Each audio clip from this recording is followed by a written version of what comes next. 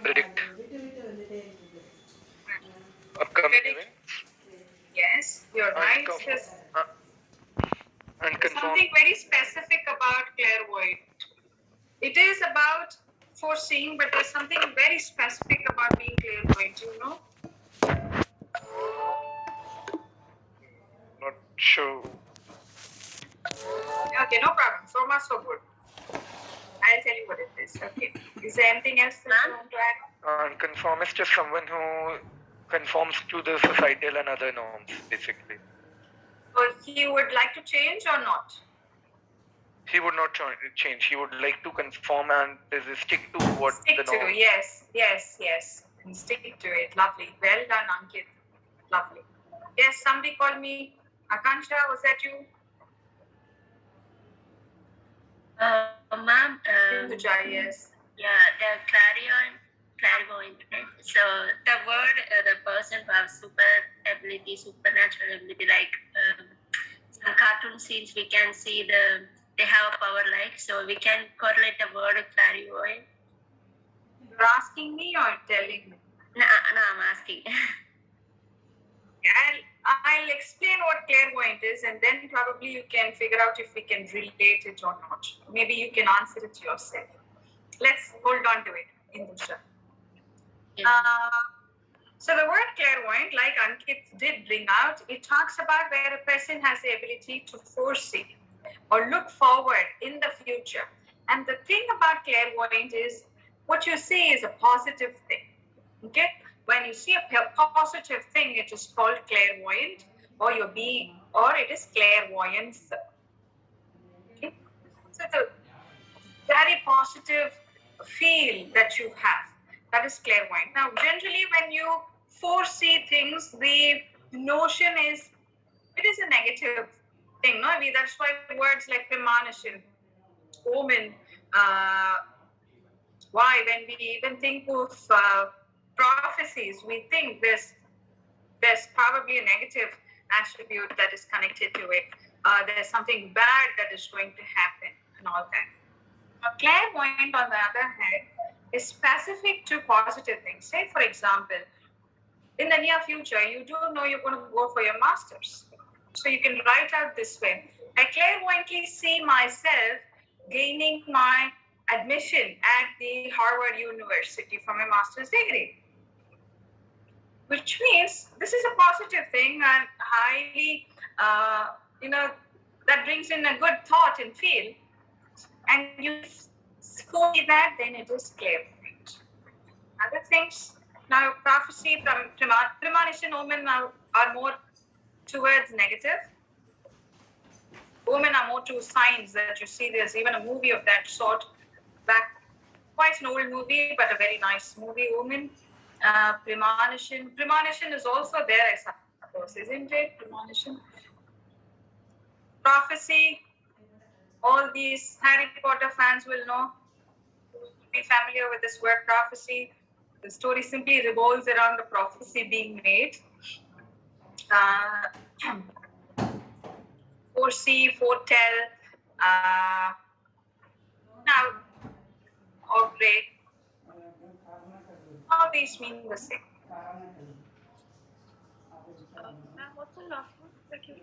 Augury, A-U-G-U-R-Y. Now, Induja. Ma'am? Tell me, do you have an answer to your question? Yeah, I got it, ma'am. Now tell me, would it fit or not? It means I understood, ma'am, like you are in the word, yeah. Yes. Now the word conformist, again rightly pointed out by Ankit, is a kind of people who stick to the norms. So they are more like the traditionalist. They stick to the traditions, beliefs, or principles. They sort of just say yes. They are more like the yes man. Okay. They wouldn't want to alter. They could be more orthodox as well. So all this is conformist. Right?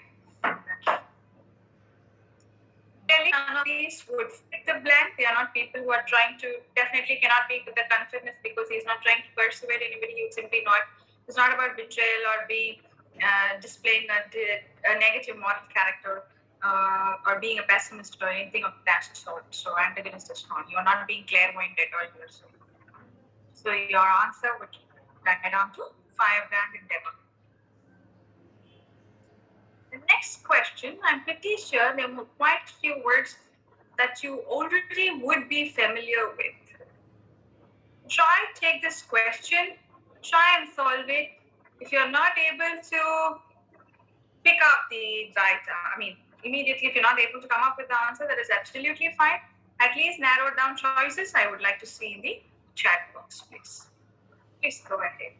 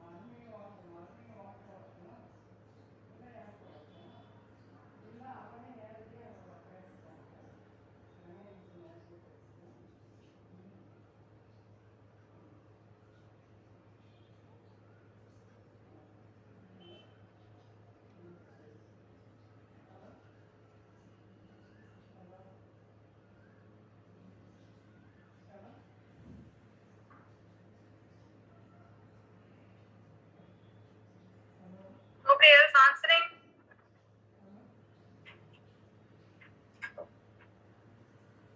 Only 10 of you. What about the other? Nobody else wants to try these questions? Okay, these questions pretty easy.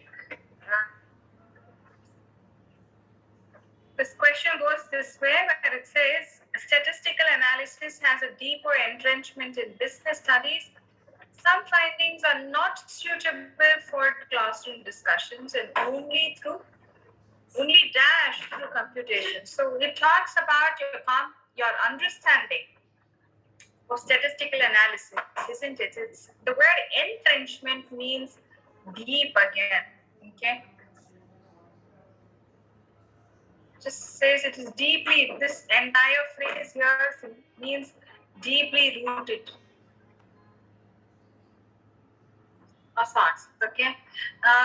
So the word trench, where have you come across this word trench? Marina Trench. Yes, Mariana Trench. What is it?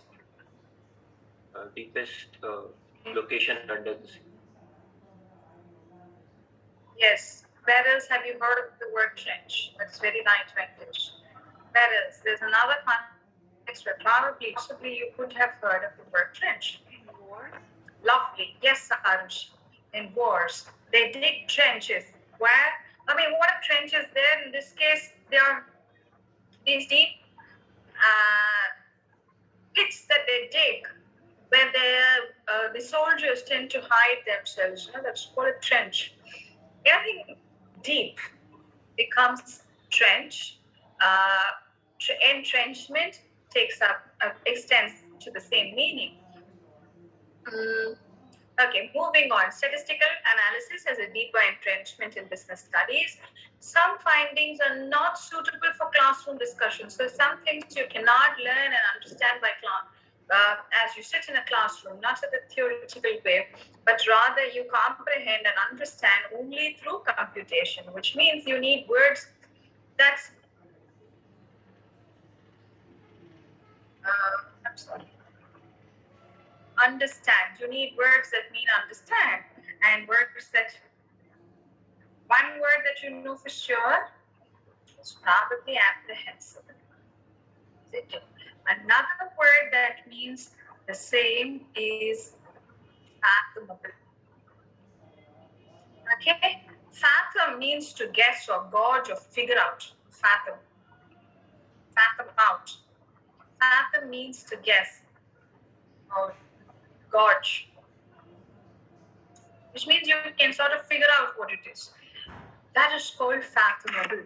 Unfamiliar, I don't think I have to explain this word to you because the meaning is quite known and is not new to you. Okay. Negatory means something which you can negate and bring it to zero, the value of zero, then it is negatory. Okay. Or make it void, make it invalid, then it becomes negatory. Now you are also familiar with the word robust. What is robust? Toughness. Sorry? Toughness. Tough. It is very tough. Tough. Okay, yes. It goes with being strong, your strength. Right?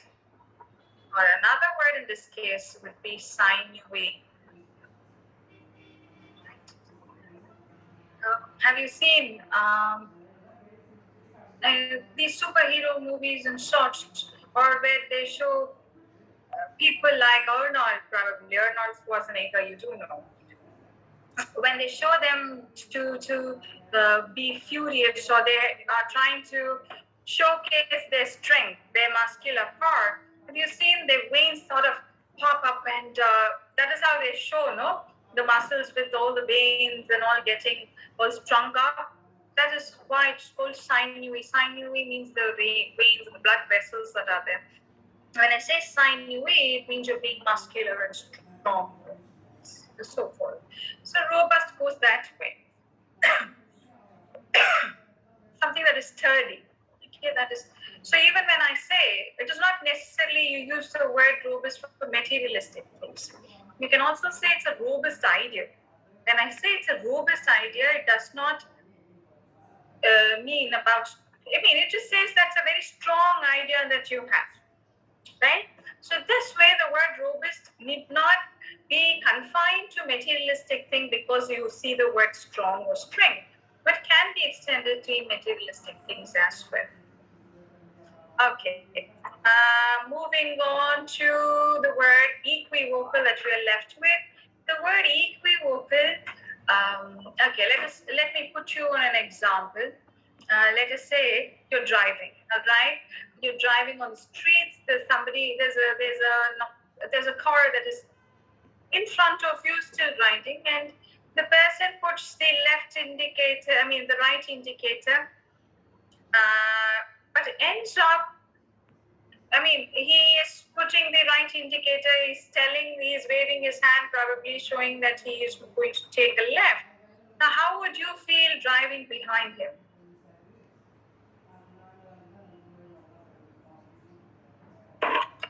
Confused. Confused, yes. And how are his signs? Misleading. Misleading or Ambiguous. Clear. unclear. It is not clear, or it is not something that, or that is, yes, misleading. Or you can go with the word ambiguous.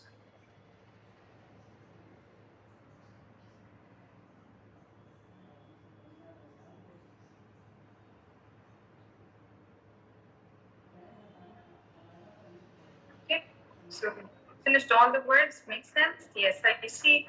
How many of you have come up with B and C? Good, Subhash. Good for trying this question. I think all the others, Shivram, Ashwin S, Intuja, Ankit, Janvi, Arushi, Nuha, Vishal, Pratyusha, Venkatesh. All of you have come up with the right answers and lovely there.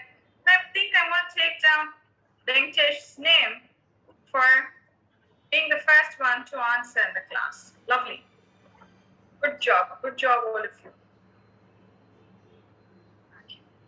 Let's move on to the next question. The next question is also something that I'm going to leave in your hands.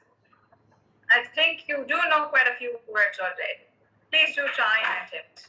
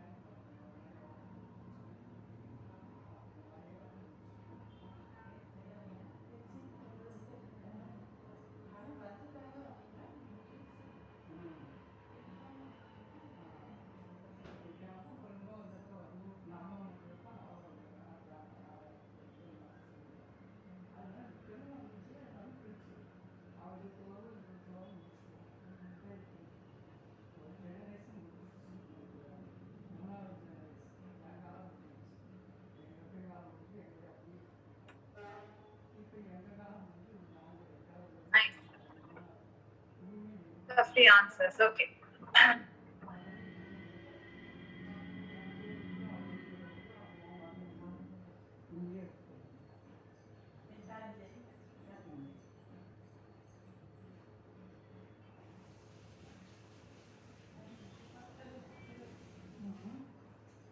Nuha,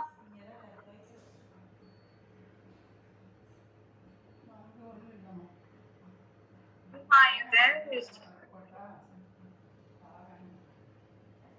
Are you speaking? Nuha, I don't hear you.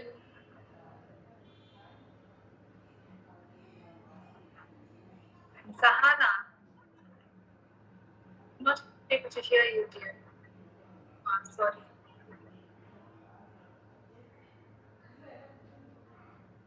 No, dear, we don't hear you. Is there anybody else who can hear, or is it just me? Nope. Okay, we'll figure it out, Nuha. Sahana.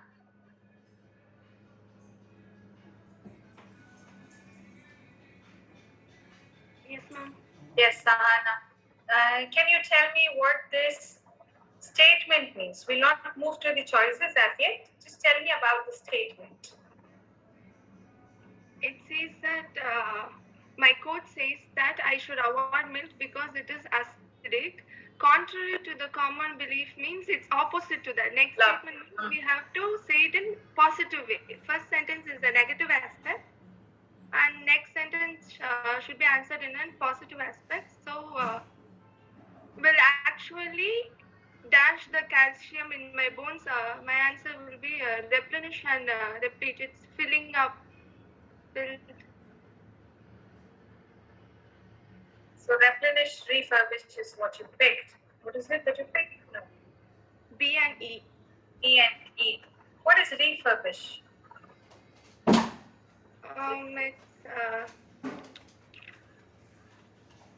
It's like rebuilding something which is already destroyed. What is replenish and repeat? They also mean the same way? It's filling up. That's what Google told you. Right? Okay. So all these three words are re, which tells that things are just being filled up or added on. So you replenish with more wine in a party maybe, or you refurbish with more details than what you have already presented. You replete with more data, whatever. No, all these words simply mean about adding further. You've not let things drain or become empty and done, but rather keep adding more to it. That is called, all these words mean the same thing. Okay? Sort of refill things. All these words mean the same. It's here it says, the person is asked to avoid milk, right? And it continues and says, contrary to, it is only contrary to the common belief. What would, now, contrary to the common belief, what will happen if he consumes milk? It would have some sort of the negative impact on the bones, right? So what is it going to do? You need other words. So you cannot go with these three, but rather they would deplete or sap. Sap means, we've seen this word right in day one. Sap means to deplete, as it's saying here. You're sapped of energy. If I say it means you're drained out. Okay? Ossify or ossification, as the process is called, it talks about hardening.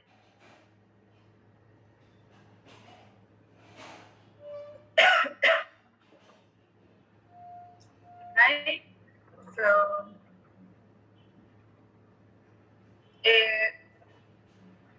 so hardening as in it could be not just about bones, as we are quite familiar with this process of ossification. You can also go on to talk about an ossified mind, means you're hard, You're somebody who cannot go beyond the limits. So your thick skirt that way, that is also ossified mind. If I say it, you can use it in that context. The right answers would be deplete and sap. Let me see how many of you got this answer. Subhash, once again, good. But Subhash, are you clear? But these are questions that need two answers. I hope you know that. Yes. Okay, then fine. Ma'am, Yes, Ventesh. ma'am, I didn't understand. Like here it is written contrary to common belief, So, and we are still going with the it is negative. see, it is contrary to the common belief, and then there is a comma. So still something that you are asked to avoid milk, and you can see that it should bring about a negative effect on the calcium. Okay, ma'am. Just because you see the word contrary, no, it does not. Contrary to common belief, it is actually going to, there's a comma, so it is going to act, it is not going to be the common belief. It is going to be the opposite of it. So it is going to bring about a negative impact on calcium. Okay, got it.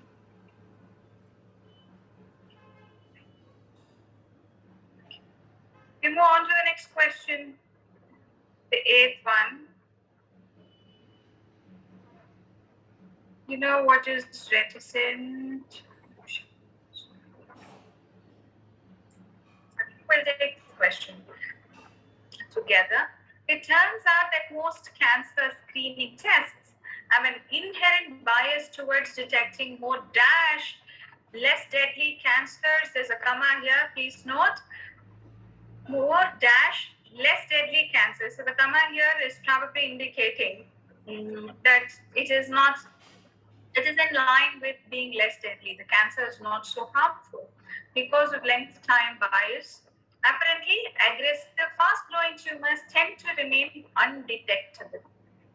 For current summary here, Subhash.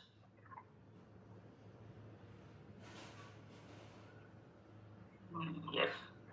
Subhash, can you tell me what do you comprehend? What sort of a word would fit blank? You could either give me a word choice, not from the options, but just when you read, what do you comprehend? What sort of word do you think would fit the blank? Something like fast growing related. Something what? Come again? Related to fast growing and aggressive, those two words. Similar to that. You're saying similar or opposite? What are you saying? I don't understand. You're not clear, Subhash.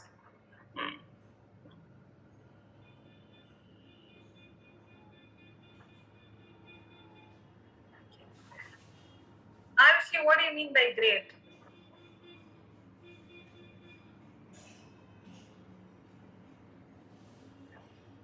Well, that was supposed to be to somebody else and it came out to me.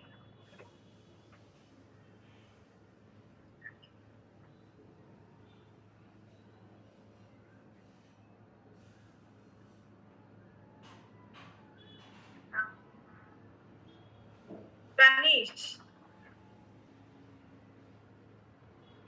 Yes, ma'am. You help me fill the blank. You tell me what sort of word would fit the blank. Parasitic. Okay. Quite some fun going on there. I see that. Okay. Sharon. Roommates, ma'am. Yes. Okay, I think we'll take it later, Planish. They are probably not letting you work on it. Okay. Saran?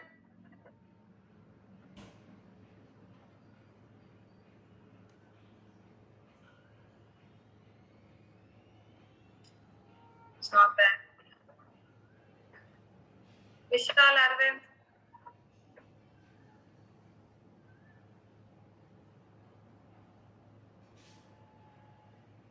Yes, ma'am. You're connected to through two devices. Could you just keep one on mute and then speak?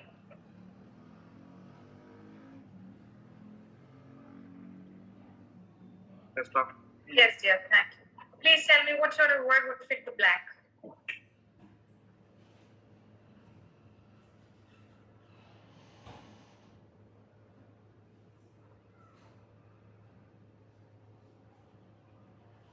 Ma'am, is it fast tedious? Like little fast? You don't have to pick anything from the word choices at all. Just by comprehending the given statement, what clues you have and how would you go about filling up the blank? What are the clues you have? Ma'am, it's less deadly and it's aggressive and fast. Okay, so how do I go about? So we have to go like it's like a fast growing tumor. So I thought of the option of fast tedious. Like does it mean like it is something fast or? Okay, that's the way you're working on it. We'll come to fastidious a little later. But you're saying since it says fast growing tumors, the blank has to do with fast, no? Yes, ma'am. And we can neglect the word slothful here, which is a little slow. So because it's apparently aggressive and fast growing tumors, so obviously it's not slow. Is it? But your friend Vishal here argues that it is slothful. Isn't it, Vishal? Yes, ma'am. Counter him, tell him why you do not accept to his thought process. Yeah, go on. Yeah, I'm not agreeing to slothful because I think slothful means it's a little slow and it's a very slothful process. So and here the cancer is actually little aggressive and fast growing tumors. So it's so our this type of cancer is a little fast and it's not so slow. Shivram, if you Yeah. read the question correctly, it tells that the screening tests can detect, they can't detect fast growing tumors. And in the first sentence, it says that it is biased towards detecting more dash less deadly cancers. So if it can't detect fast growing tumors, it should definitely detect the slower growing ones, right? Yeah. So do you think that slothful is wrong now? No. Okay, I think that answers. Yeah, I got it. Yeah. Not pull in Ashwin as well. Ashwin S. Why did you go for reticent? Reticent actually is similar to laconic, very brief. Not clear. Am I audible? You're audible, but your line is not clear. Anyway, go ahead. Tell me. I thought I didn't know the meaning of slothful until now, so I'll go with indolent and slothful. Okay. Because you didn't know slothful, you went with reticent, is it? Yes, But what is reticent? it's similar to laconic, What is laconic? very brief. Right. Okay. Then you have the word. Good. Fine. Okay. Now, which means you learn to work on the clues presented to you. But hold on. Before I give out which is the right answer, I'm going to call in one more person to evaluate this. Who would like to do it? Maybe Arushi? Yes. Tell me what clues you have and how do you think this question must be approached? You.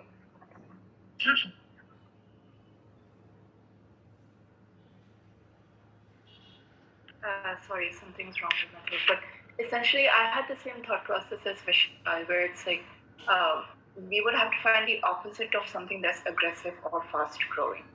So out of the entire list, slothful is the only word I know. So that's what I had in mind as well. So. All right. Okay. So here, what do we say is we see two types of cancers in the first place.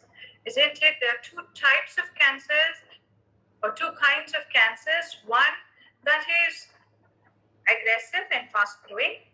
And the other one is supposed to be, what clues do we have? We know it to be less deadly. So it is aggressive. The other one is less deadly. So you're comparing two kinds of tumors here. So the blank should go something with the opposite of fast growing, which would be slow. So slow growing. as such. That is why there is a difference, isn't it? So there are two different kinds, two being opposite. So you need a word that is opposite of fast growing. That is how you go on to first evaluate the statement to figure out what sort of a word that would fit, to figure out what sort of a word would fit the blank. You go on to compare them here. It is more like you remember the question about the Bush policy and the Obama policy, you sort of compare, isn't it? Similar to that. So this tumor is quite slow. So you need words that define slow. Rightly pointed out by Ashwin, reticent means brief or concise, using few words to express, being sort of reserved. All that is reticent. Another word for that would be laconic.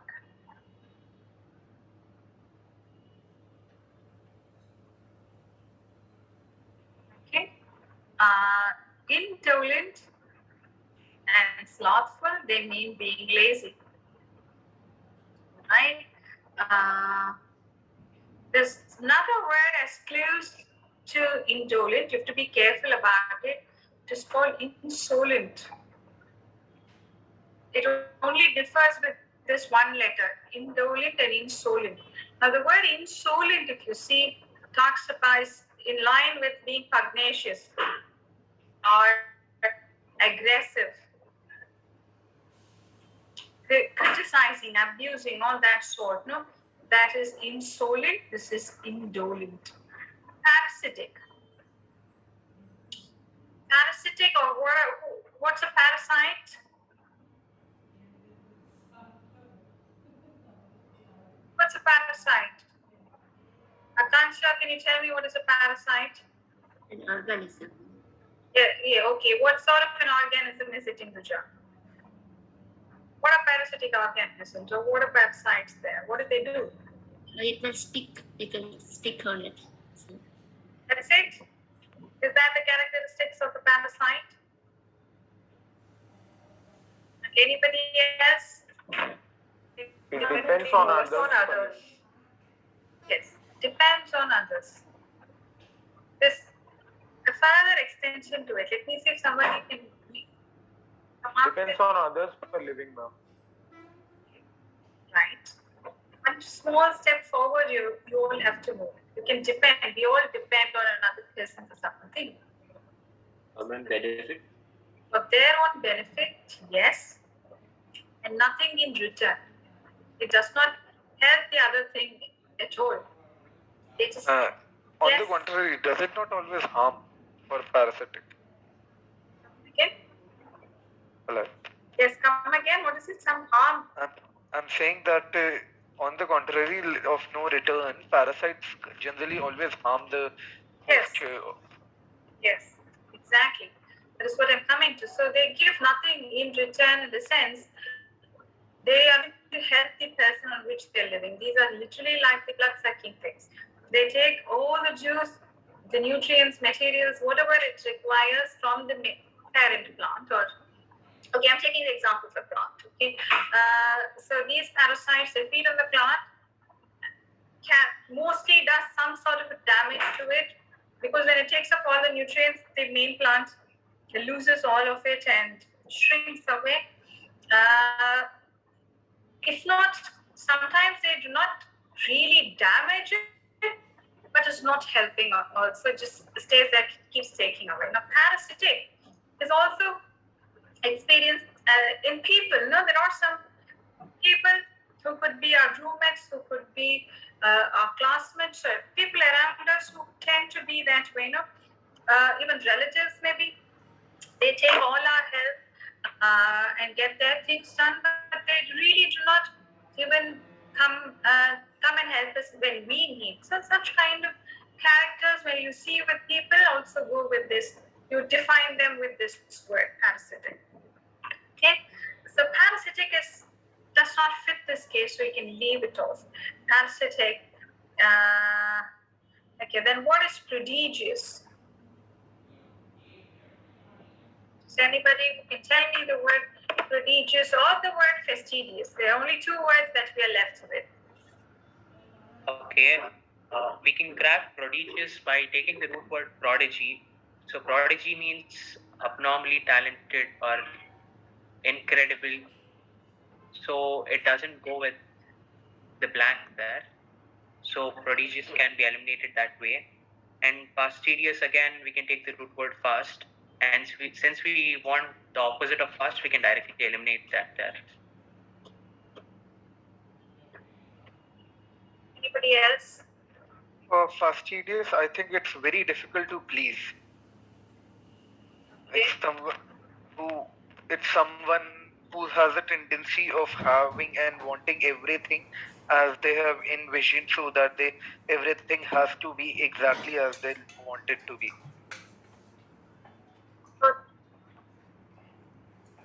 More like the perfectionist.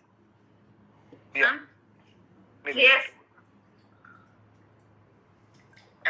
One prodigious means something remarkable or very impressive. Yeah, I can say that. And the fastidious means something faster. Yeah. Okay. Now, the word prodigious is not the way you think. That is prodigal. Prodigious means enormous. So it could be you being highly skilled, or you have something in a large amount. It is prodigious. Whatever it is prodigious.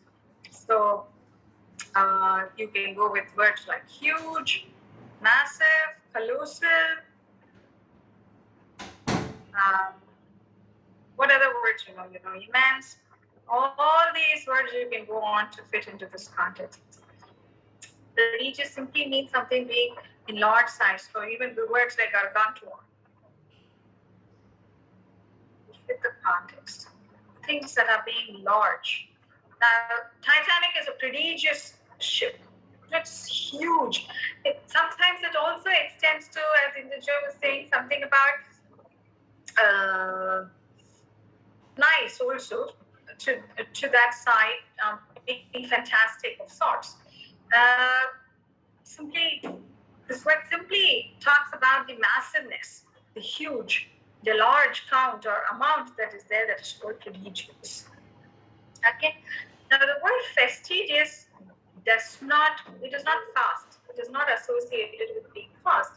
Now the word fastidious is like Ankit did bring out. It is something like you have your own defined set of rules and you like to stick to it, and beyond that what is happening is anything apart from it you cannot accept. Now let us take a simple thing about maybe a dal that you eat. You like the dal to be of a particular temperature, garnished only in a certain way, and only that you would consume. In case you're served any other way, let's say the dal is not being added a bit of turmeric and you don't get that way. So you will immediately claim you will not take it at all. That is why Ankit was saying it is going to be hard to please the person because they need things in a certain way. It can also be like, for some people, isn't it, who like to arrange their books or notebooks in a particular order, and you shuffle it, they become wild. They do not like it. And the newspapers have to be ordered in the date ordered, maybe kept in that particular corner, folded in a certain way. Yes. Now these are people who have their defined set of rules and want to stick to it and will make others also stick to it. So when they start working in that angle where they start making others also abide to it, they become meddlesome also. Okay. And the word fastidious, it means highly picky and highly, I can't say picky, but it is more like I'm finicky. really definitive. Ma'am, can you say finicky? Finicky, yes, you're finicky. There's another word actually, it's called persnickety.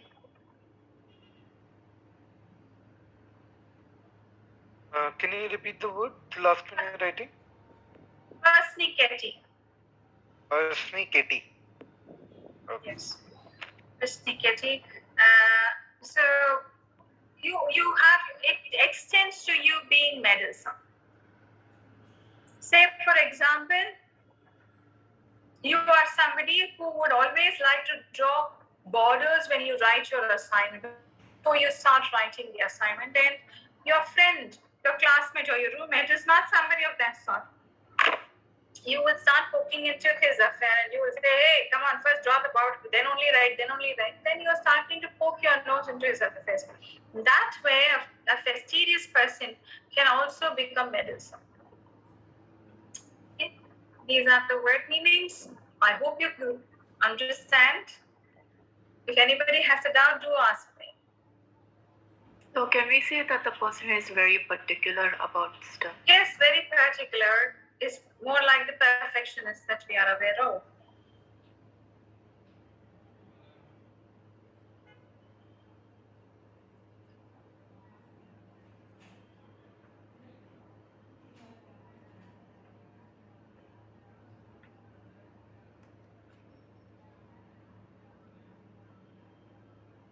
Please take the ninth question. We'll take the ninth question together.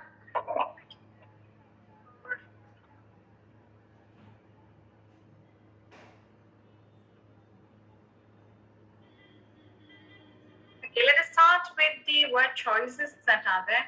Is there anybody who knows any of these words here? Plummeted means increase. One minute. We'll come one by one. Okay. We start with Neely Mouse. Who said that? Mama, Pratyusha. Pratyusha. Yes, Pratyusha. Please tell me. Mealy mouthed means who does not have the guts to tell something tell something directly. Yes.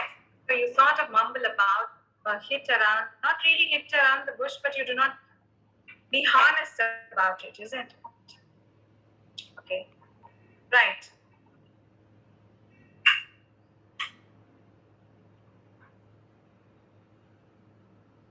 Okay, anybody? Somebody else was saying something. Plummeted means increase. Sorry? Plummeted means increase. No, on the contrary, it means decrease. Plummet means downfall. Ma'am, the word chimerical. Yes. It means the human is making from the use of parts of body parts. Yeah. The whole body can make from the one particular body, but it's like myth. Yeah. Yeah, myth. Yes. So the mythical and chimerical seems both the same. Right. Chimerical means mythical. So it is from this. I mean, if you are aware of this Greek mythological creature called chimera, is there anybody who's aware of it? Okay, this mythological creature is supposed to have the face of a lion, the body of, I'm sorry, the face of a lion? This, okay, I'm not very clear. Okay. It just has a face of one thing, one animal, the body belongs to another animal, and the tail is the dragon's tail. Okay, so it's a fusion of three animals, as you see. You're not sure if it really existed, so it is more mythical or out of the world, unrealistic. All that would make sense. So mythical and chimerical, that is the meaning we have. The word pernicious, Dangerous. dangerous, lovely. Dangerous.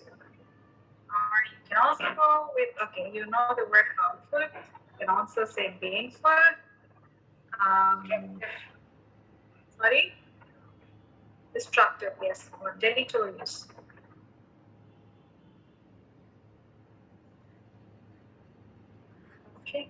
What's the last word you've written, ma'am? Yeah. Or What's here. the last word you? This is No, no, that. this is deleterious. This is baneful. Okay. You can also go with words like inimical, noxious. I'll write it out here. They're all synonyms, right? Yes, yes, yes. Noxious, all these. All these in line with pernicious.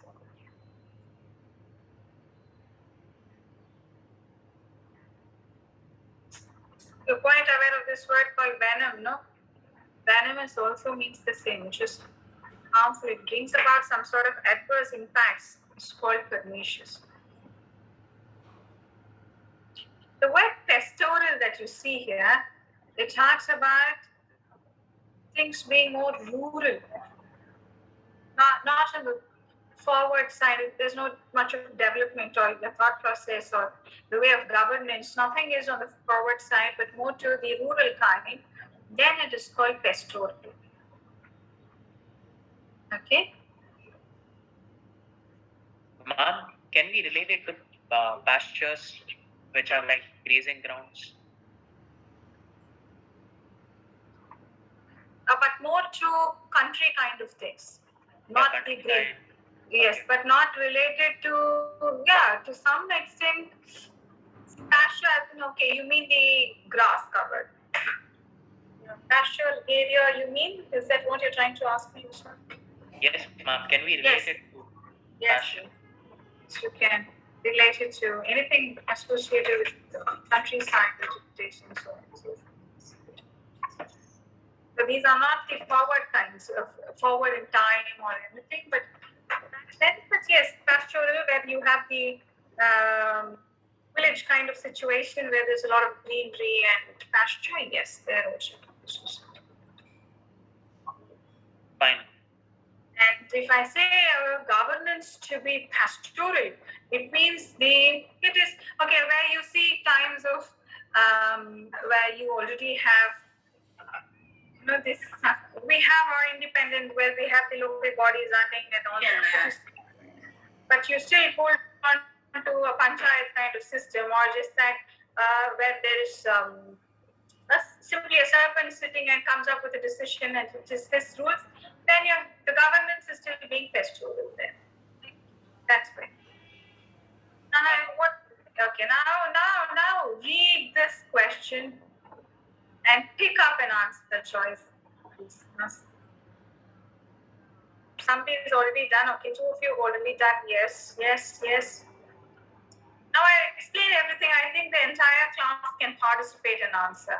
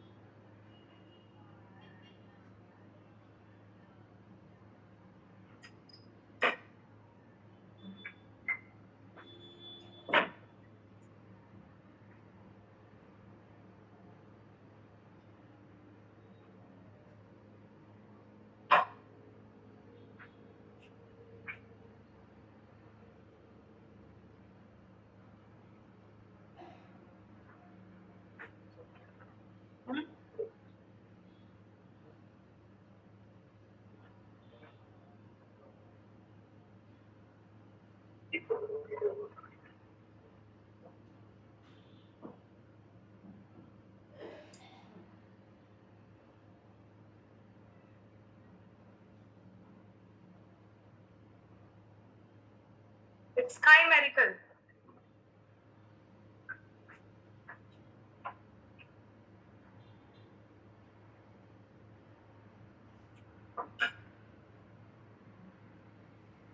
Varun, Yes, ma'am. Can you tell me how you picked your answer choices? How did you work on the statement? What clues do you have? Ma'am, I have chosen the words option C and F, mythical and chimerical. Because both are not exist in the reality. Yes, that I see. I want you to work on the statement, the question. Yes, ma'am. Since the human beings are very delusional with being not in reality, some people live in a world to believe that the earth is flat and that people did not land on moon. They are not living in a reality. That's the meaning of these words, ma'am. Lovely. Good. So the word delusional, goodness. The word delusional means where you are living in a fantasy or you're not being in reality.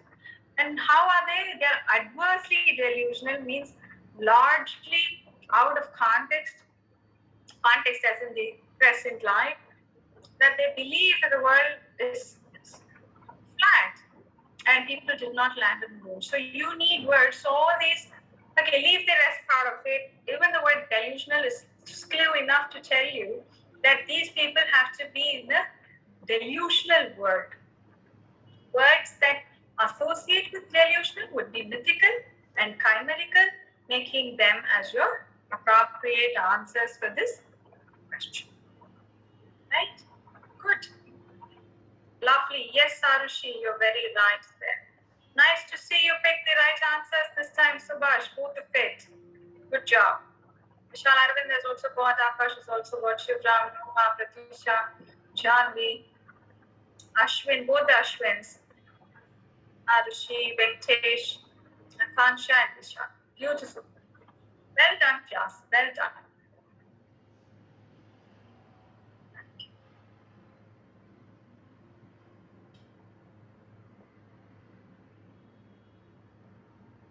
We'll finish off this one question, Arushi, please. We'll finish off at a nice stage, 10 questions. Very easy, this one. You can finish this off. There are clue words, good ones that we saw last class, maybe we saw about translational verbs.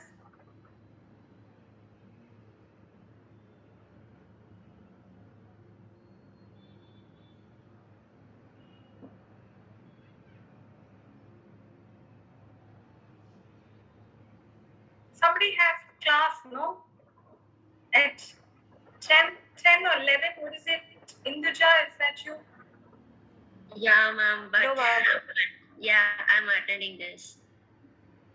You still have it at 10, is it? Yeah, ma'am. Induja and Akansha.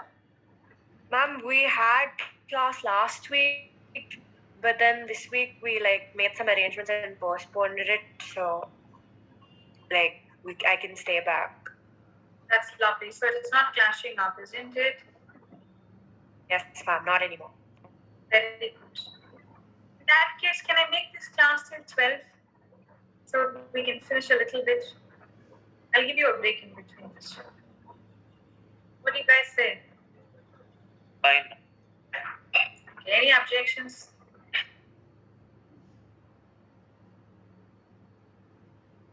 No objections. Okay, then great. Then I will talk to the class batch coordinator also. We'll extend only the Sunday class till 12.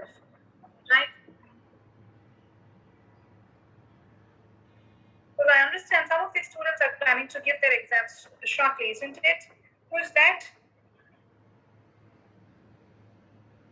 Somebody said they want to give it a little early. Yes, Ankit. When do you plan? September. September. Yes.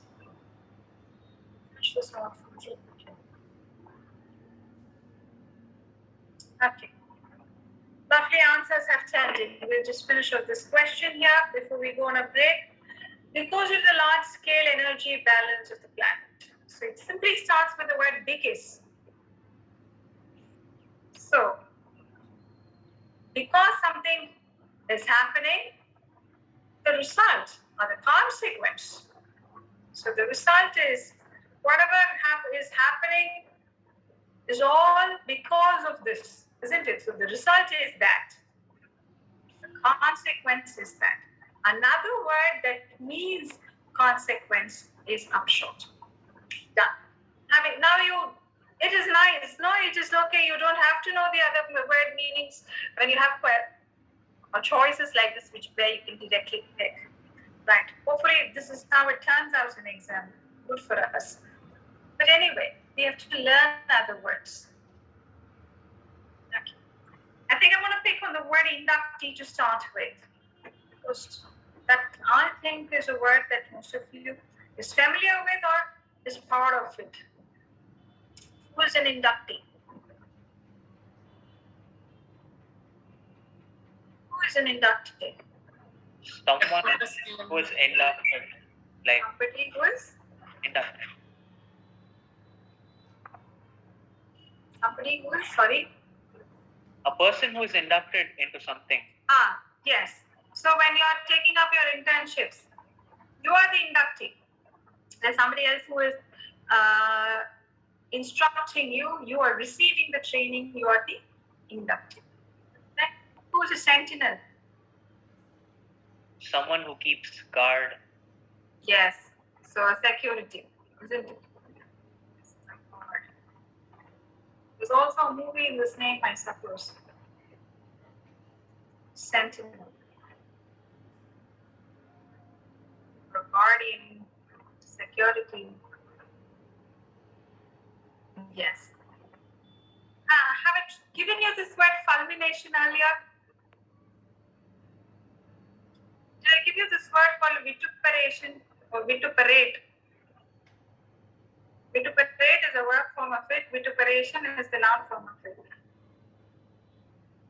Vituperate, I'm pretty sure I gave this word. Yes?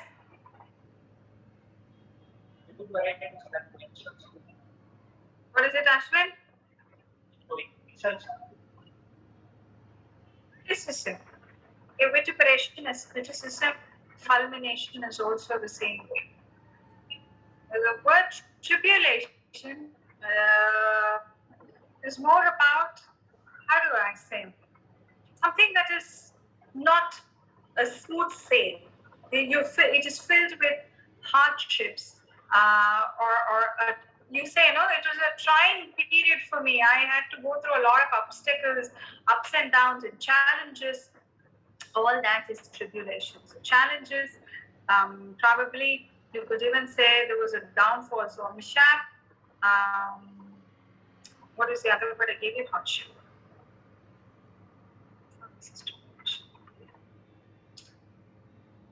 Something that brings about difficulty, a challenge, an obstacle. That is tribulation.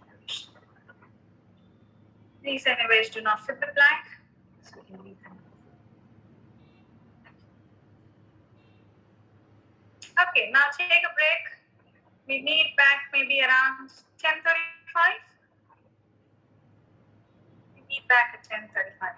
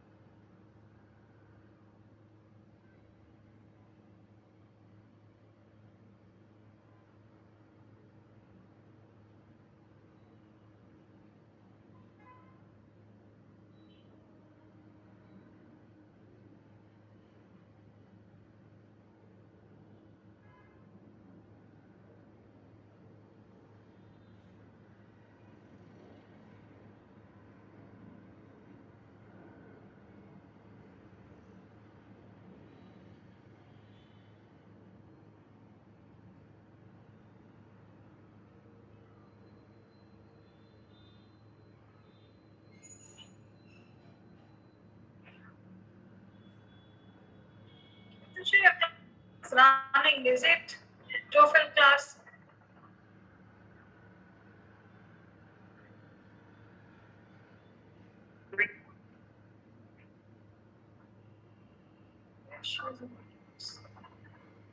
Bhavik, you two are in the TOEFL class. Yes, ma'am. Okay, who else is there in the TOEFL class that is there at 10 a.m.? It starts from 10 to 12:30. Yeah, somebody is saying, Akansha said the timing got altered, but I see the class running. That was for IELTS. Okay. Okay. Who else is there? Bhavik, Induja, who else is there in the TOEFL class? I said in the yeah. Yes. Then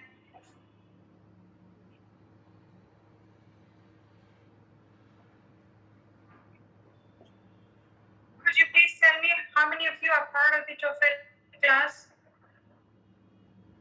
That week 254. Nobody else except for Bhavik and Induja? Okay, fine. Let's see how we can sort this. You guys didn't ask for a change in timing, is it? Yes, ma'am. What happened? Ma'am, they said they will discuss it by today. Checkouts? Okay, in that case, we'll hold on. I'll not move your session till 12, but we'll keep it till 11 today, not more than that, so that you can attend the other session. But let me know once you sort out your TOEFL class, then we'll decide this. We'll also still talk to the faculty there and see what we can do. It's two classes clashing like this.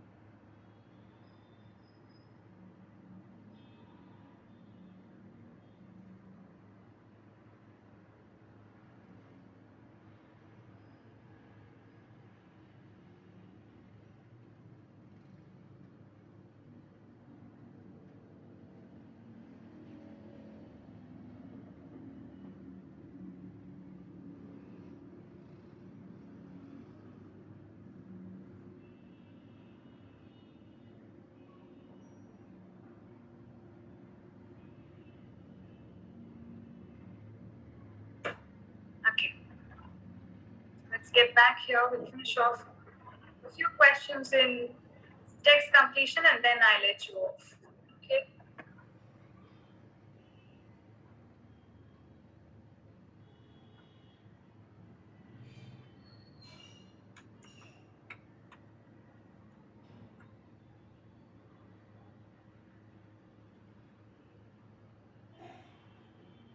We finished the fifth one? Yes, we finished the fifth one.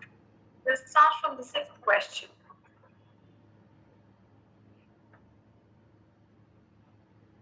Now we finish the sixth question as well, isn't it? We discussed about the large spending. I remember that. Okay. We move on to the seventh question.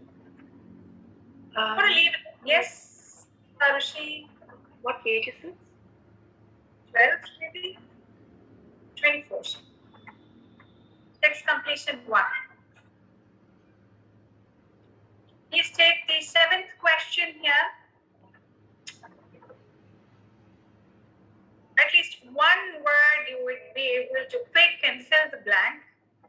Let me see how you work with the keywords or the clues in the statement and how do you work. Let me see. Okay? Just attempt this question.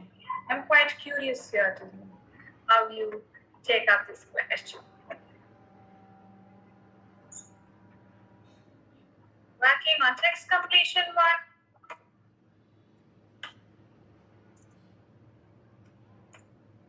Question number 7.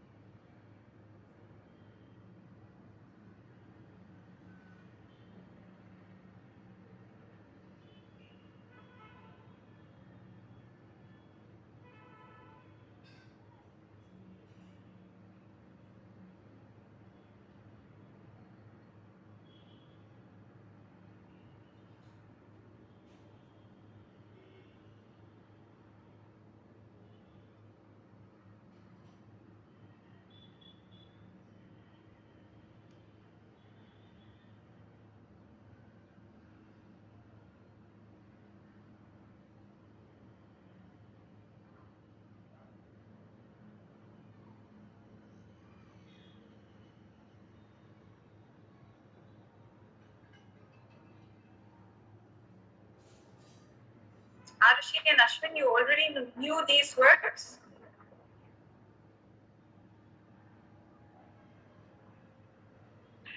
So I know grasp for in blank one. You already taught us lachrymose, and I knew rapacious means being greedy. So the only option left was prehensile. What about you, Ashwin? Yes, ma'am. Lachrymose is similar to sad, and rapacious is being greedy. And I chose prehensile. Okay, good.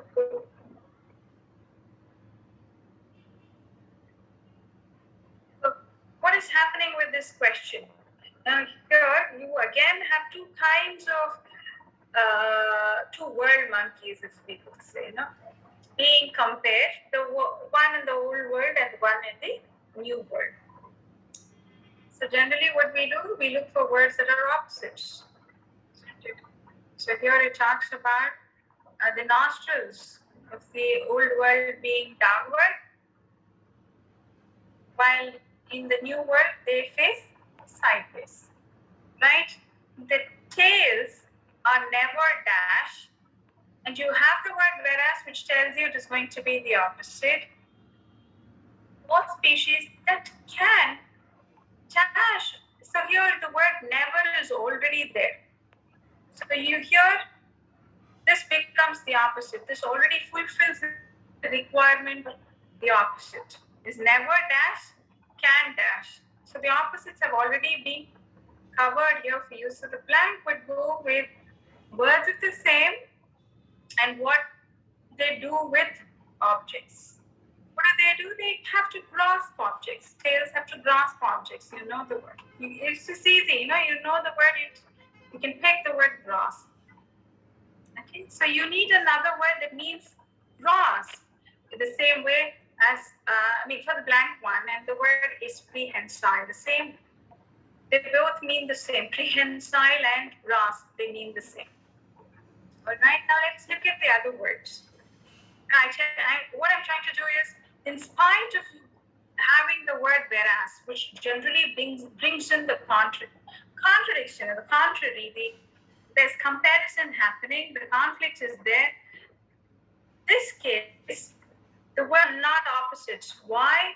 Because the opposite part has already been covered by a set of words that have been presented to you.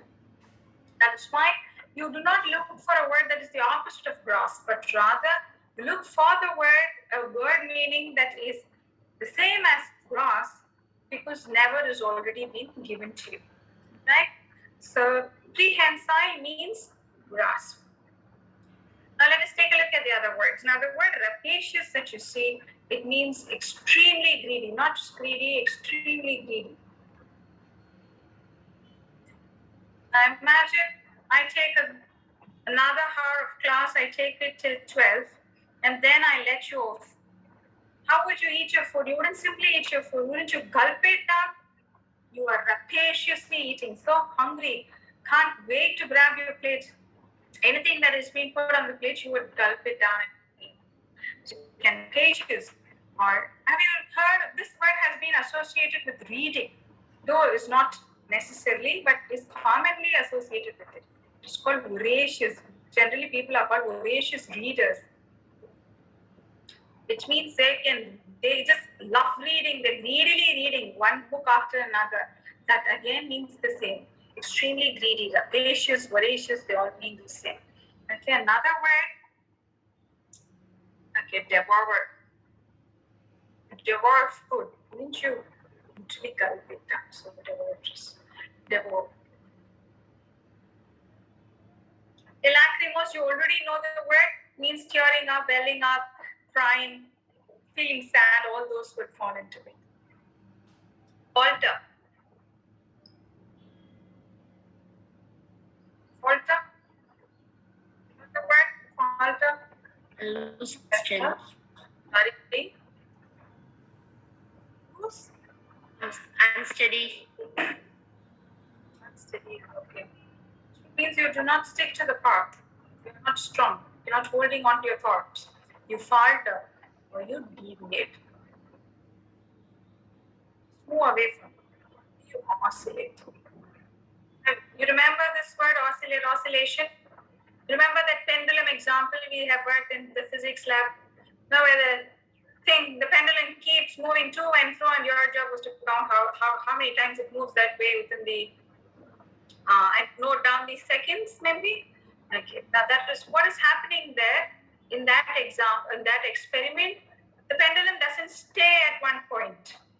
It moves to, then it moves slow, and so on. So similarly, if you have wavering thoughts, let's say you are going for a party today. You should try the best. Now you have a red shirt, you have a blue shirt, or and you're not you think, okay, maybe I should wear the red shirt. After some time, you think, oh, maybe the blue shirt is a better choice. Then again, you come back to red. So here you're wavering your thought. So you're faltering ideas, or you're oscillating thoughts, vacillating thoughts.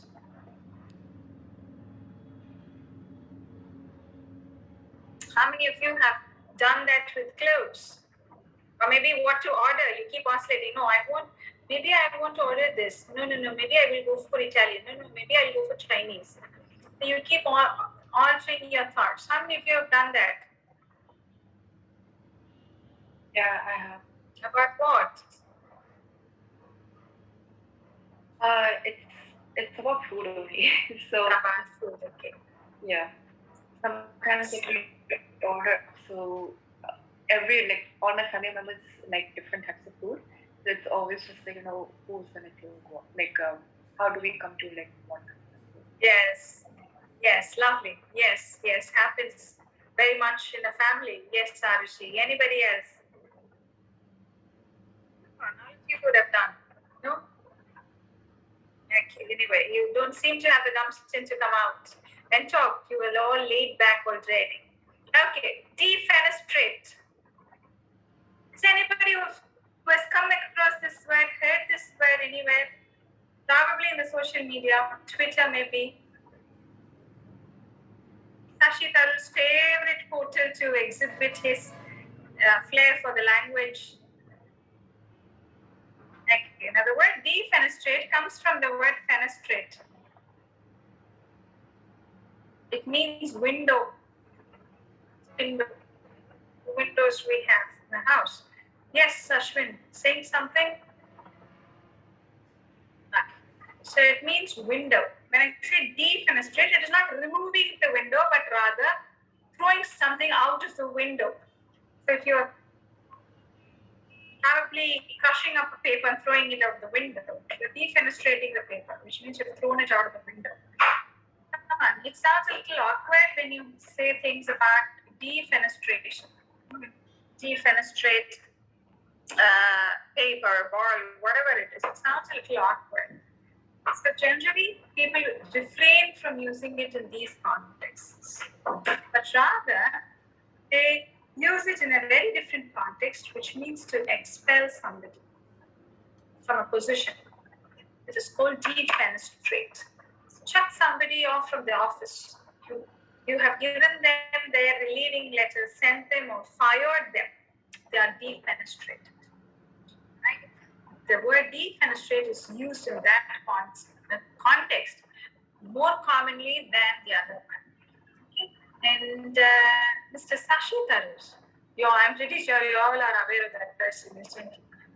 He quite famously uses this word, defenestrate.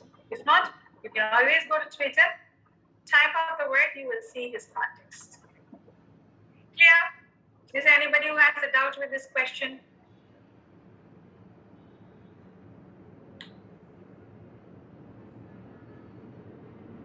We'll take the eighth one now.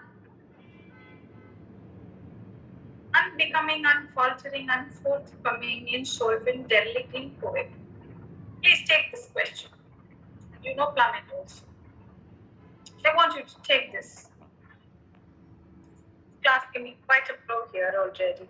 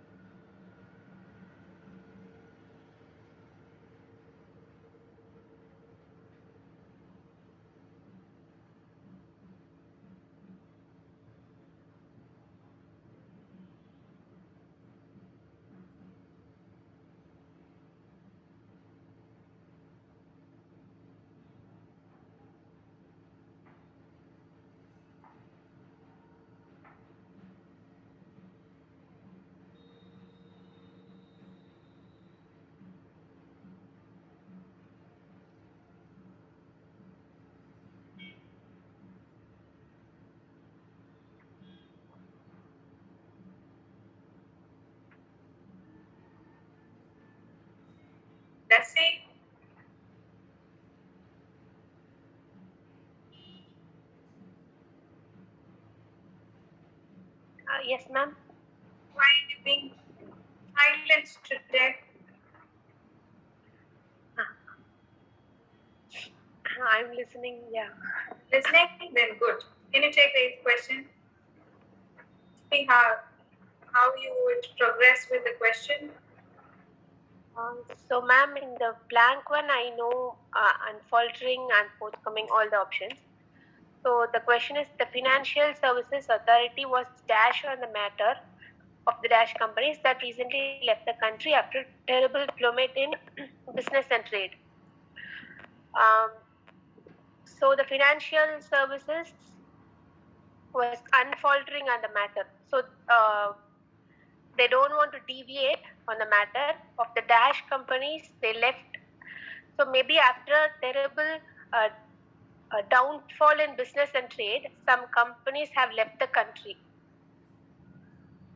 So the options, I think first one is unfaltering. Unfalter means uh, deviate, right? Undeviate. So not deviate. So they hold on to. Hold on to what? Deviate on the matter.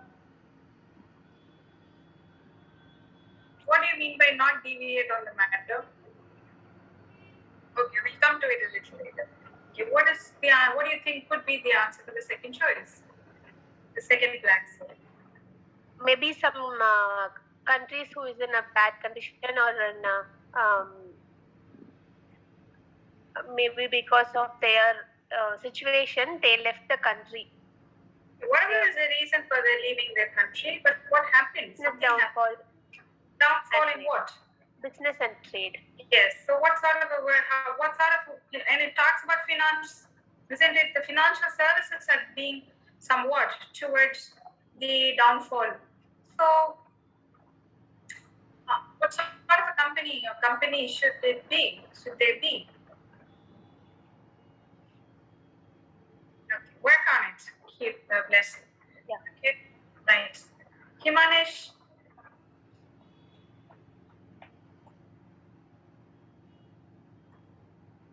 Are you there?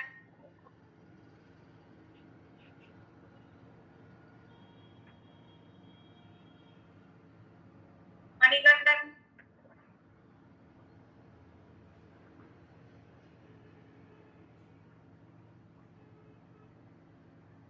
Manigandan, you have to unmute and speak with me.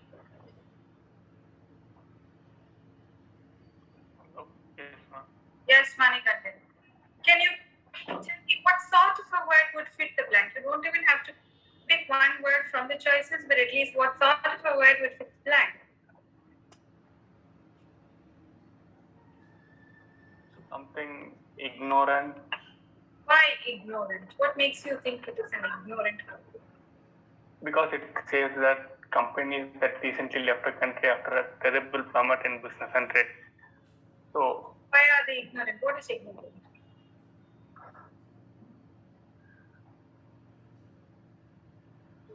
You mean not taking care? Sort of. Okay, is there any word as close as ignorant in the options? I don't know any meanings in the blank too, so I feel like the answer depends on blank too. All right. Okay, Madam. Okay. Ma'am, will it be derelict? Why derelict? What makes you think it could be derelict, Patricia? Like derelict means company that is like. What is derelict?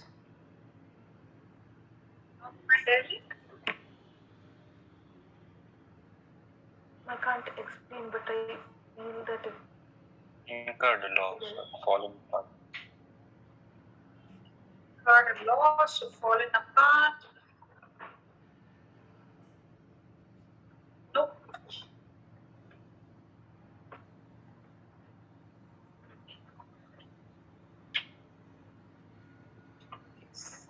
Close, but not. Tell me, Pratisha, you're saying something. What made you think it could be derelict?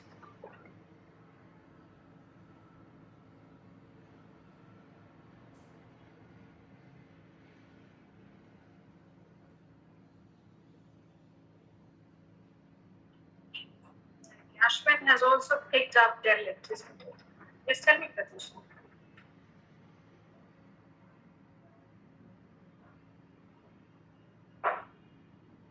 Can I take it up?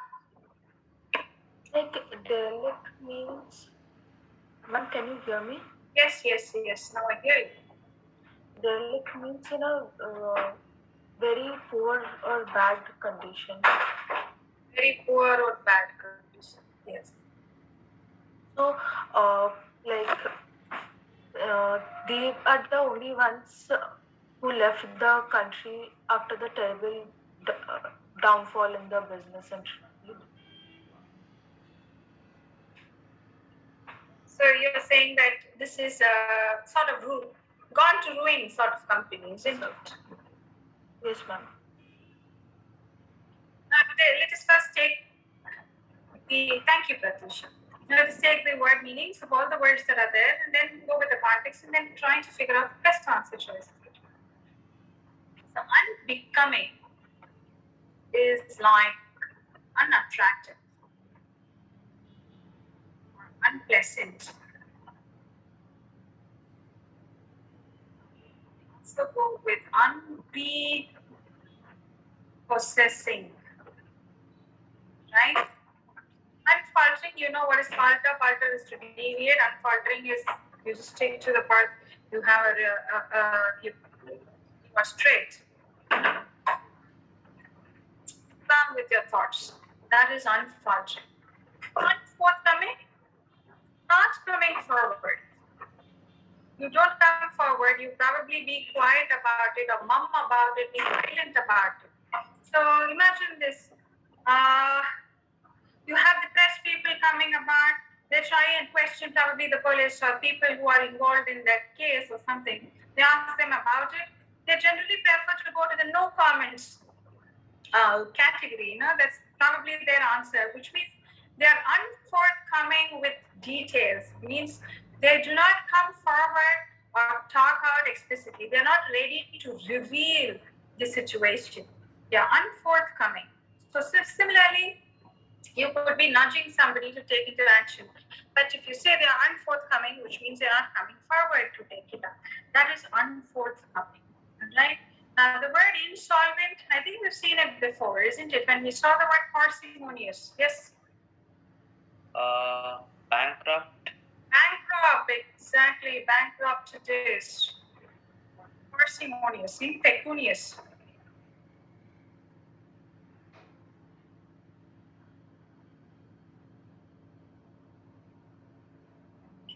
These are words. Now, the word derelict is simply about going to ruins, or because you abandoned or left it out or neglected it.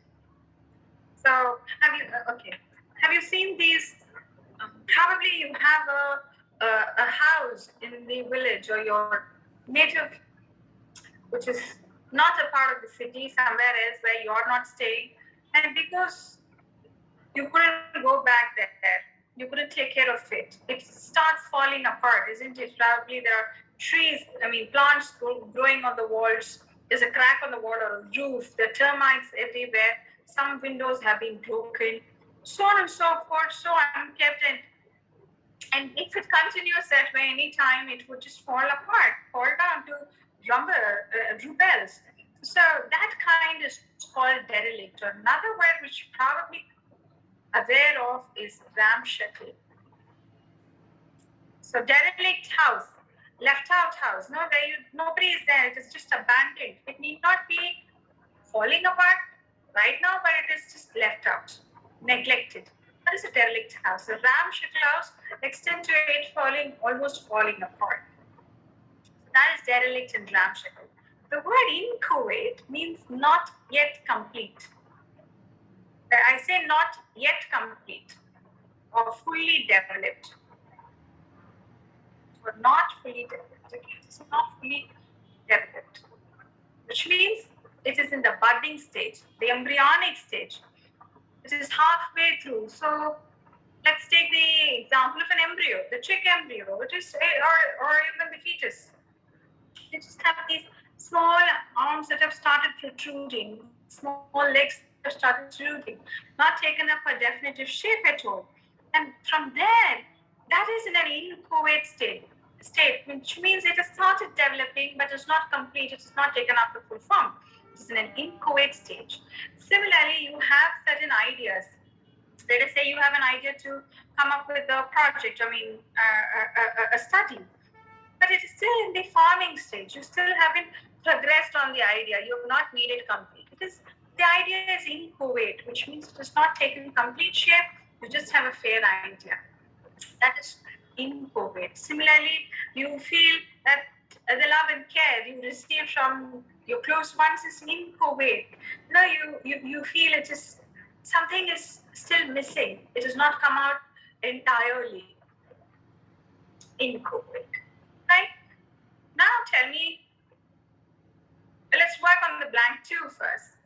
Which one would best? It is not inchoate company. It is not derelict. It is not an abandoned company, but rather it's a company that faced downfall in business and trade, and it definitely is associated with finance services coming in. It is talking about something to do with the finance. So you go with the word insolvent, not derelict.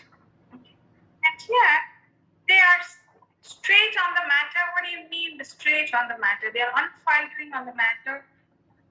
More than that. So, okay, definitely not unbecoming. So you have to choose between unfaltering and unforthcoming. Unforthcoming is even more suited here because it being quiet on the matter it fits the context even better than deviating on the matter. They were not deviating on the matter of what? Of the downfall? No, they were not coming forward on the thing about the bankruptcy of the companies. Try putting in the word and understanding the concept. The context and forthcoming becomes a better fit. So you always pick the best ones. Similarly, that is the reason why, one second. Derelict, you also see something that has gone to ruin, but this is more not that way. You're dealing with some company that has faced financial losses. That is why the financial services is getting involved. You have clues there. So you go with the word insolvent. Yes, dear. I was just asking for unfaltering to be a better option. They'll probably have to talk about their decision, right? Which they're not. Yes. Ideally, if you had that, we would have picked up unfalter, but because you do not have sufficient clues to go with unfalter. Unfalter, like you say, Ankit, is more towards some decision or some path that they are supposed to take. You do not have any enough clues on that category. Thank you. Okay. That's why we go with unforthcoming. Okay. Can we leave it off here today? Yes, ma'am. Yes, ma'am. Yes. I'll stop here. Again, please, Induja, Bhavik, do have a word with your TOEFL faculty. At least schedule it your class for after 11. If not, let me know. I would also have a word and see how we do not clash your classes so that you don't miss your TOEFL classes. Yes, ma'am. Yes, ma'am. Anybody else has a doubt? I just have one question. Like for the essays, not really. It's a total side matter. For the essays which we are supposed to write for GRE, right? I just wanted to. I know that's my weakest point in all 3 sections primarily. You've already taken up. And from the colleges I am targeting and from what I studied, I would at least need a score of 5 or 6. So, and I know I'm somewhere around 4. So that's the area I think I really need to improve. So, like I was wondering whether when that will start and if that would be the fag end of our. Sorry. That would be the fag end of this session. End of the session.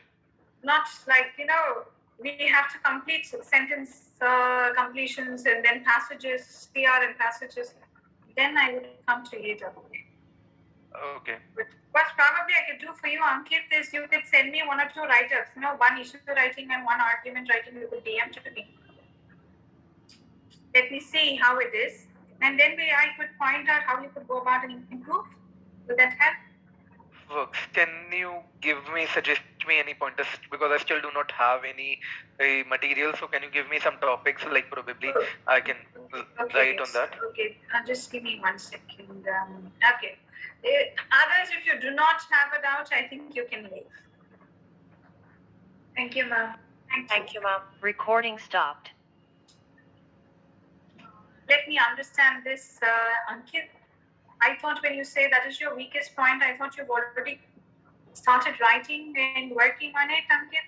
I have tried. In general, I know that my quant is good, vocabs part I am decent at, but when it comes to writing in general, it always has been, and it's one thing I'm totally not in touch with, right? Because Before I put you on a point, Ankit, in that case, I would first like to see where you actually stand. fair enough. Can you just give me some 2 topics to write on? One for issue and one for argument. I will put you on. I would just give me a hi on the WhatsApp, but I would share a couple of questions that you can work with. Definitely. Thank you, ma'am. And Ankit, have you already worked on sentence completion and passages? Have you learned them prior? Worked on them? Not in 5 years. Not in 5 years. So what am I supposed to understand? Now, prior that, I've prepared them for a little while, but yeah. For GRE? CAT. Sorry? For CAT. For CAT. Right. Okay, Ankit. Send me a hi and we'll share some questions with you. What's the number on WhatsApp? I'll surely ping you. The one where I posted link. That is my number. The number with the link with the today's session. Okay, all right. The time for the number.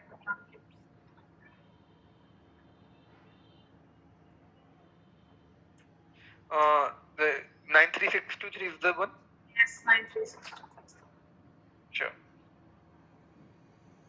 Ma'am, can I also join into this? I'll DM you. I'll write to passages. I'll write the issue task and I'll submit. When are you giving the exam, Shilpa? September, ma'am. Planning to give in September. I can fast pace it up, so. Yes. Yeah, sure. Alright. Okay, let's see. You two DM me. We'll put you on a question, but if several of you are in line, then in case we plan to extend our class by an hour, and probably a little bit on this end, and I would parallel start with passages or something else. Sure, ma'am. According to the current schedule, when is the ideal time to write GRE and IELTS is something else. Okay, when is the ideal time to write GRE according to this program? Okay, we give you 20 hours of classes. Mm-hmm. Sorry, not 20. That is for IELTS. So after that, at least a month in your hand to prepare. Then take your exam. So maybe it's almost mid of July, so we would complete somewhere in the middle of August, or maybe at the end of August. Give and take a few classes with cancellation, if at all it happens. So September, end of October, or November, at the earliest that you can take. No? Provided you keep yourself practicing regularly, yes, end of October should be fine. Can't we do it in September, ma'am? Because this is gonna end in September, right? End of August. You can very well do in September, provided you log up yourself every day through I here would give you the nuances and tips as to how to approach and so on and so forth. But practice is what will help you achieve the target in time complete the paper on time, work on it efficiently, effectively, all that. So one is to understand concepts, one is to implement them and practice them enough that you're able to achieve it in time. If you're able to work along with me at this pace, you're very well free to take it up in September. Fine, ma'am. Just a follow-up question from Vishal is, like, if we take in September and if I do not get the score I'm targeting for, right, then if I still want to apply in this fall semester, then I'll have the opportunity to take that again in October, right? You should have, yes. So at least that will give us time for multiple sessions, multiple attempts, right? If things do not go well in one go. Yes. You can also have work. Are you with ACS with us? ACS? Sorry, I did not get it. Admission process. I think I am. If that is the case, then you could talk with your admin counselor. They would maybe all this also depends on the university and your other grades that you have on it. So they would be the appropriate person to guide you in this lines also. Fair enough. Okay, so I could probably tell you how you can prepare and go about, but when you have specific requirements about a particular university or set of universities, and you're scored, they give you a better hand at it. So you also have a word with them that will help you prep. Sure, will do. Thanks for the guidance, ma'am. Hey, may I know who's your counselor there? Me? Yeah. Let me just check. You generally contact for classes and other things. For me, it was a very small process. Rajkumar. Okay, Mr. Rajkumar. Beautiful. Get in touch with him, and he would definitely give you a better picture about applications. Sure. Ma'am, my counselor recommended taking it in September. And I have taken counseling elsewhere, not at Magush. So at this pace, we will be able to complete the portions, and if we work, I would definitely complete it off. Mhm. Okay. So what I'm saying is, see, you put yourself, see, even in a college scenario, even in any education, the instructor can give you a guidance to how to approach, what to do, and all that. Isn't it? There's one half called your side, where you start implementing it and practicing it. Now, the math teacher might probably give you, even in college, they would teach you how to approach a sum. Unless you practice it, you're not going to get the hang of practicing or solving that equation, that sum, whatever it is. So it is not sufficient if I just cover the syllabus for you. There have to be, you have to literally pull up your socks in that case. Keep working on it, keep practicing every single day, work with words, learn to solve statements on time. As you see, these are aptitude papers, Vishal. It is not sufficient if you just attempt the questions. You have to solve them within the given period of time and to the best of your ability. Okay. All this requires a lot of practice. So if you plan to take it in September, you're fine enough to, you can take it up in September. I'm not denying it, but that requires every single day of sitting down and practicing. Why I give 1 month of practice time is because generally you all have your college, your assessments, your other routines that as part of your college education, isn't it? Yes. So maybe there's a possibility you may not be able to sit down every single day for GRE and work upon it. That is the case, you need a little extra time, a little after class also to sit down and dedicatedly work on it. That's why I give a space of 1 month. Okay. We generally give up to 3 to 6 months after our classes also. They're free. A lot of them do sit down because they're not able to work parallel. They now understand all the nuances, and then when they get their space, they sit down and rub up and practice and do all that and then take it. So Anyway, at least so I give at least give some space of 1 month is what I ask you to have in hand for a safer side. Okay. At least 15-20 days in hand. Mm-hmm. Fine. I'll do that. Anything else? Just something you were saying something. Nothing from my side, ma'am. Like, thanks for the guidance. Yes, Ashwin? Sorry? So actually, I've taken the exam. Taken? Yeah, I've taken GRE already. So Taken I'm exam, just okay. finding ways to improve it this time. Yeah, so how do we go ahead with the RCs? So like time management with RCs is very poor. That's what I concluded. Process of elimination and those steps actually didn't work after seeing those huge reading RCs, right? So yeah, what's your suggestions?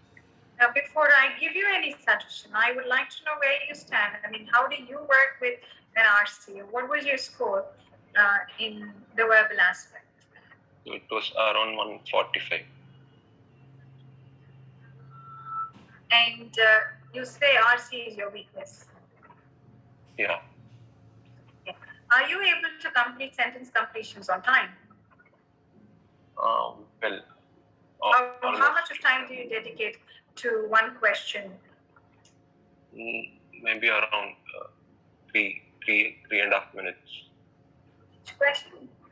You're probably consuming a little more time for sentence completions as well. There are some questions like you see, where you can immediately pick the answer choice. So some questions we might expect you to finish it off in a minute or 40-50 seconds also. Yeah? So I probably think you have to improve your reading ability, the quickness to reading and working with statements. Could be a factor for you, Ashwin. Since you say you've taken up the test, did you take it up after coaching with us? No, it was some other. Some other course. Yeah. All right. Thank you. And what tips were you given to work with RC? So it's majorly on elimination process to go ahead. So they used to eliminate all the assumptions they have given in the choices. So which is relevant to the choice we'll be selecting. So one is that approach, and for this argument, weakening, strengthening, those things. So they used to give some assumption. We'll have to make some assumption, and we'll have to invert that assumption or something of that sort for weakening, strengthening. Fair enough.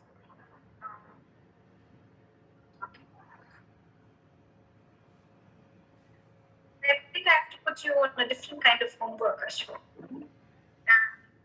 Our next class is on Tuesday, so you have a couple of days time, like Sunday and Monday with you. I want you to pick up any article, or if you read books, a book, maybe try and read one chapter and time yourself. Okay? There are two things I want you to do. One is read at the normal pace that you would do, time yourself. Try and simply recollect what you can remember after you read it. Okay? And jot it down somewhere or speak it out and record, whichever you find easier to work with. And another one would be, now let's say you take about 10 minutes to finish up that chapter for an example. I want you to achieve the same in about 6 minutes. The entire chapter, another chapter may be about the same page, same length. In 6 minutes, I want you to finish. See how you read that and how much you remember in that. So you'll be picking up two different content. Do not pick the same content because you already know what the content is. So the second time reading will not help. So let us say you read about 5 pages, so something of that sort. Okay, let's keep 5 pages. That should be easier. Pick up any book, 5 pages you read, see how long it takes, then repeat whatever you remember from the 5 pages that you read. One job.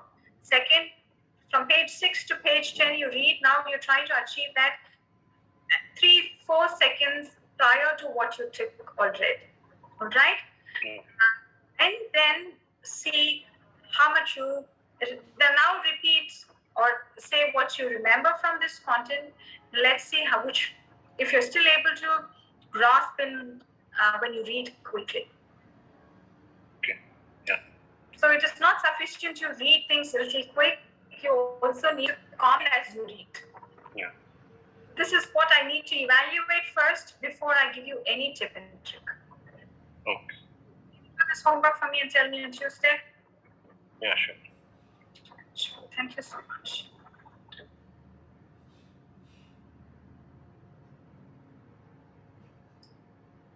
Anything, you guys? Okay then. Bye-bye.